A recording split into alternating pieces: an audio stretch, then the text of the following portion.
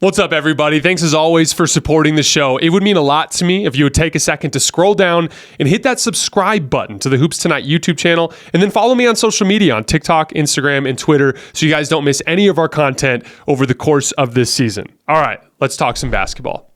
So the Bucks are 3-7 since Doc Rivers took over. The Sixers are 3-7 in their last 10 games. Obviously, injuries have played a huge role there. The Miami Heat are basically all of their top tier athletes except for Bam Adebayo are currently hurt. The New York Knicks entire front line is currently hurt. Literally, their starting 3, 4, and 5 are all out, and so they've been looking pretty rough as of late. The Pacers and Cavs have like some exciting talent. Obviously, the Pacers haven't been able to really play that well with Siakam in the lineup yet. I think a big part of that is Tyrese Haliburton is still struggling to come back from his injury. He hasn't looked that good. But the Cavs are winning a ton of games, but they don't really check a lot of boxes that you would expect to see among a traditional NBA contender. So here's my question for you guys. At this point, is it a safer bet to take the Celtics over the field in the Eastern Conference? I definitely think so, because this is a really overwhelmingly talented basketball team. And I legitimately believe that there is at least 5 like sub all-star caliber talents. Derek White, there was certainly a push for him to make it at a stretch early in the year when you consider his incredible defensive value, his secondary playmaking, his pull-up shooting, his catch and shooting. Like, that's a top 50 guy in terms of winning impact. And then everybody else, I would just say, stamped is an all-star caliber talent. Like, Drew hasn't had the offensive production this year, but he is doing so many unbelievable things defensively. And KP, I legitimately thought should have been there. He's the most efficient 20-point per game scorer in the league. He has been the second most effective rim protector in basketball in terms of the field goal percentage that he's holding opposing players to at the rim. So it's ridiculous. Like, this is a regular season juggernaut, and they are very much working their way into those conversations when we talk about the best regular season teams of the 21st century at the very least. We've seen so much more parity in the league in recent years in terms of teams not having those like utterly dominant regular seasons. And they could be the first 65-win team since the 2018 Rockets. They're 11th all-time in point differential per game. So I just don't want to undersell how great of a basketball team this is, and how I do think the dynamics are at least a bit different from years past, on top of them just having even more overwhelming talent because of a guy like Kristaps Porzingis, because of now how truly overwhelming the offensive skill is. The fact that everybody on the floor at all times is a high-level shooter. So any drive and kick situation, when you're forced to help, somebody is going to be getting a good shot from deep. He is also the ultimate mismatch attacker. Like, in the NBA right now, Porzingis is averaging 1.4 points per post-up. It's obscene. He can shoot over anybody at will. He's the most physical we've ever seen him, getting great position, and he's drawing fouls at an obscene rate because he's just got overwhelming physical advantages in a vast majority of those matchups. And that's the problem that teams are going to face defensively against Boston. It's really your weakest defender on the floor can be hunted by anyone at any time. They just have so many dudes who are so skilled offensively and also high-end athletes, physically imposing. And then you consider the addition of a Drew Holiday, who brings a little bit more offensive punch, certainly compared to like a Marcus Smart, and is defending at an even higher level, especially when you consider what he can do as a roamer, what he can do guarding post players. Like, the guy's just a freak. Derek White is significantly better than he's ever been. Jayson Tatum is stronger. He's more willing to post up. And I know, Jason, that you and really we on your show have discussed often how he, at times, it still feels like lets defenses off the hook and should impose himself more physically and does rely too much on those pull-up threes at a high volume, and that's killed him in the past. But he is at least a better version of himself. And introducing a guy like KP, I think, is somebody who can allow them to break some of those stretches where they are relying too much on pull-up threes, one pass, catch and shoot threes, because he really can find a mismatch at almost any time on the floor. And he is that interior scoring presence. And it's a small sample size, but in clutch situations this year, he has been their number one scorer, and he's done it with crazy efficiency. So I think this team is great.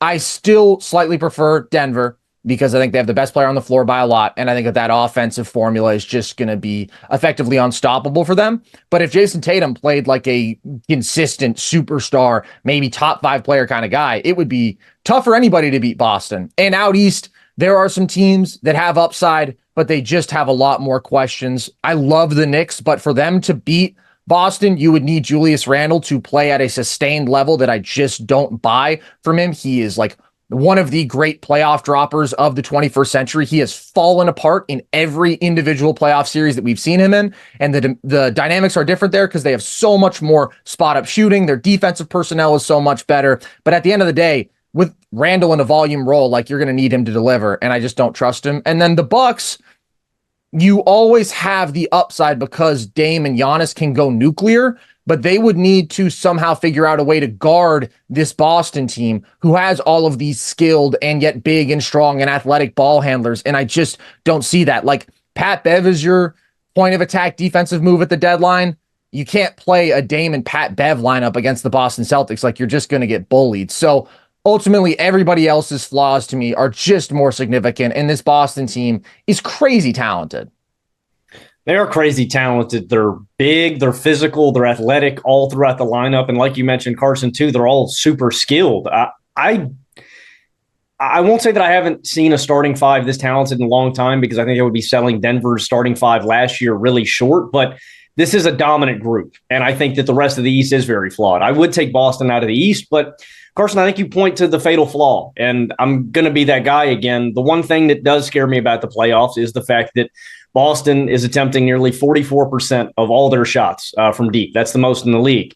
And they attempt just below 29% of their shots at the rim. That's 27th in the league, right? So when we're talking about offensive dynamism in the clutch, Boston does tend to settle a little bit. I think this year they are more well-equipped to get rid of that fatal flaw because they have Kristaps, because they have a guy like Drew Holiday, Derek White, Jaylen Brown, Jayson Tatum. These are all guys that, like you said, Carson, in hypothetical matchups against teams, they can kind of get, in theory, the Celtics are so dominant physically and athletically and have these advantages that they should be able to get whatever they want. But it's their tendency to go to those outside shots. But I do think this is a different year. And if we're going to predict Boston to finally break through and get through that ceiling, it's going to be this year because of Kristaps, because I think he can break up those lulls. You said it perfectly. That's going to be the biggest challenge for Boston to overcome. It has been the past two seasons. And I do think the East is just really far away, man. The Knicks are my favorite contender outside of them, but I just don't believe in Julius Randle enough for them to get it done. I still think that I want to see Boston's offense be a little more dynamic, but they're just too talented for me to bet against them. So you're taking Boston over the field as well, Logan? Yes, I would. Okay. So I do as well. And, it's interesting. I'm more or less exactly where I was with Boston at the beginning of the season. Like, I predicted before the season that they would be a much better regular season team than Milwaukee. I kind of saw some of these issues coming with Milwaukee. The issues have been bigger than I've expected, particularly as it pertains to Dame. Like, Dame has shot below 40% from the field in 10 of his last 15 games. How crazy is that? Yeah. Like it's become a safer bet than not that he's going to have a putrid shooting night on any given night that he goes out there. It's like anytime you look at the box scores or you're looking through the nightly slate on the ESPN app and you click on a Bucks game, it's like you could bet it's going to be like 5 for 17 for Dame. Like, it's just like it's become the trend here over the course of this, especially as of late. Like, it's not one of those things where he's gaining rhythm and figuring it out with continuity. It's actually getting worse over time.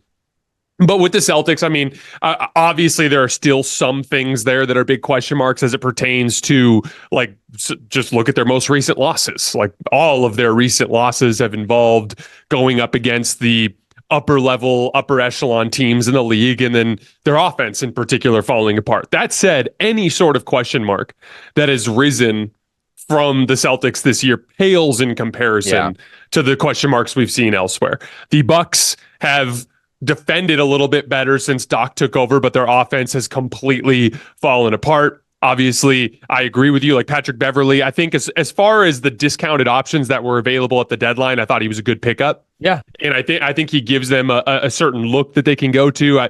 I think in particular matchups, it'll be super valuable, like going against pretty much anybody that's guard centric. So like a team like New York, like I'd love to have him to throw at a Jalen Brunson for extended stretches of a series and stuff like that. But I just think the question marks that have kind of materialized over the course of the season for Milwaukee greatly exceed that we've seen from Boston. The Sixers, even if Embiid was healthy, I didn't really view them as a legitimate contender. I didn't think they had enough shot creation beyond Joel Embiid, not to mention, obviously, all the question marks surrounding Joel Embiid. Like, basically, his success this year in large part has fallen on the jump shot, which is pretty much what the success was in his MVP season last year. And so that kind of raised some question marks as to whether or not that would translate to the next level. The Miami Heat, like in a weird way, like they have it even before Terry Rozier hurt his leg. They weren't really getting much offensive production out of Terry Rozier to begin with. They're a team that relies pretty heavily on guys like Duncan Robinson and Tyler Herro to generate offense. That to me is kind of makes them a long shot. Although I'll never write off the Miami Heat, obviously. Yeah. But I have the question marks there on the Knicks front. Carson, you were talking about Julius Randle. One of the big things that I look at with him is he's such a rhythm player.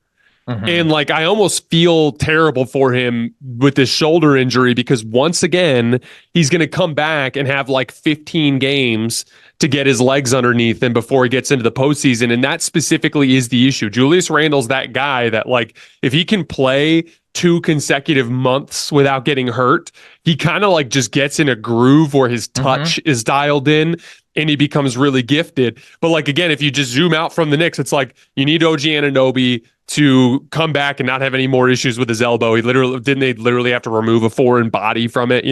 You've got Julius Randle and his rhythm and inconsistencies, and then Mitchell Robinson, will he come back or not?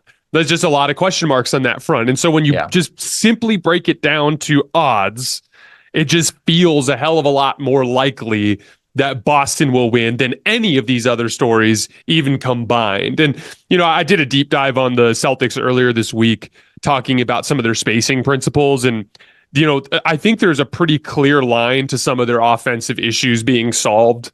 Like, for instance, when they look to attack from the wings in particular with an occupied corner, it seems to kind of bait specifically Tatum and Brown into really difficult pull-up jump shots because they don't see driving lanes because guys are digging down into the lanes. And all the Celtic shooters are good shooters, but none of them are like unbelievable dead eye, like you cannot leave this guy open even for a second type of shooters. They all can be a little streaky. Like Derek White, very good shooter, but he's not a professional shooter. Drew Holiday, very good catch and shoot shooter, not a professional shooter. Like that's where it gets these guys. You can kind of sit into driving lanes and close out and kind of just play the numbers in a lot of ways. But you put it simply, Carson, like if he plays at a top 5 level, they're just going to win. Yeah. That's the way I see it. Like, because the one case is that a team like Denver or a team like the Clippers can just bring significantly more star power to bear in these sorts of situations. And as much as Tatum can close that gap, they just have so much more margin for error than the rest of these teams. And so, I mean, really, I guess this would be my last question for you guys before we move on. Do you think with some of the implications of the second apron with the new CBA, and with the rise of some of these other teams around the league, do you view this particular playoff run as an urgent one for Boston? Does it feel like this is the one they have to win? That's an interesting question. I think that there are other teams that are in position to be good for the foreseeable future. I mean, Denver stands out as a team that pretty much has their fundamental core in place at least through this next season. But the Celtics at least basically have all their key guys under control through next year. So I would say it doesn't have to be this year, but the pressure continues to mount. Like, you can only be the most talented team in the league and not win the title so many times. Boston was the most talented team in the league last year, I would say. They didn't win the title, and then they got like significantly more talented. So in terms of, is their window going to close? No, I don't think so. But now they have implemented a more veteran guy in Drew Holiday, who's 33 years old. And so he is not necessarily going to retain his value for years upon years. KP is playing the best he ever has. And it's not that he's old, he's only 28, but the injuries remain a concern. And hopefully it doesn't bite them this year. And hopefully it doesn't become like a truly inhibitive thing later down the line, but it could. So I wouldn't say that they have to do it this year, but I would say this year or next, there's a lot of pressure on them to get it done one of those years. Another guy, a key rotation guy that's getting older too, is Al Horford. I mean, and I think that every year is a must win. You know what I mean? But I think this year specifically, with what you guys laid out about how specifically weak the Eastern Conference is, I think it has to be this year, right? I mean, this would be the biggest indictment and embarrassment that this team has ever suffered, and they've had bad playoff shortcomings against Miami in the ECF, against the Warriors in the finals, right? There is a huge monkey on Boston's back, and I feel like it's going to continue to grow unless they get it done this year. They do feel like the overwhelmingly most talented team, and I don't think the rest of the East is up to muster, man. Like I said, I like the Knicks a lot, but there's too many moving parts there. I completely count out the Bucks. I think they have to, not that they have to get it done, like you said, they're going to have these guys next year, but I think this would be the most embarrassing, like if they don't get to the finals, you know what I mean? I think this would be the worst season for this Boston team in the past 5 years. I don't think it's a must-win type of postseason opportunity, but I would just put it like that. It's an opportunity in the sense that like Milwaukee kind of reminds me of Phoenix last year, where they're kind of dealing with some of the fallout of making a superstar trade and some of the holes that can open up on your roster. The Knicks, like, they just feel like they're coming in a big way, in the sense that like they're really well run. They've got just a lot of really good basketball players on their roster, and they have the means with which to make a superstar trade should something like that come available over the offseason. Like, there's just a lot of really encouraging stuff coming out of New York. Obviously, like the young talented teams around the Eastern Conference, whether it's Indiana or it's Cleveland, Orlando's another team I'd keep an eye on in the future as a team that could be could particularly be a pain in the ass in the playoffs, just with some of the physical advantages they bring to the table. So, and then obviously out west, like, it's just going to be a bloodbath out there, especially with some of the older teams on the table. And like, whoever comes out of the Western Conference is just going to be in worse shape in terms of how much they've had to endure than whoever comes out of the East. And so I just view it as an opportunity. This feels like the year. Tatum's 26. Or going to be 26, I think. I think his birthday is very near. Either it just happened or it's going to happen soon. So, like, to me, it just is. It's the best opportunity that they're going to have to go get this thing. And so I hope that, for Tatum's sake, that they can capitalize on it.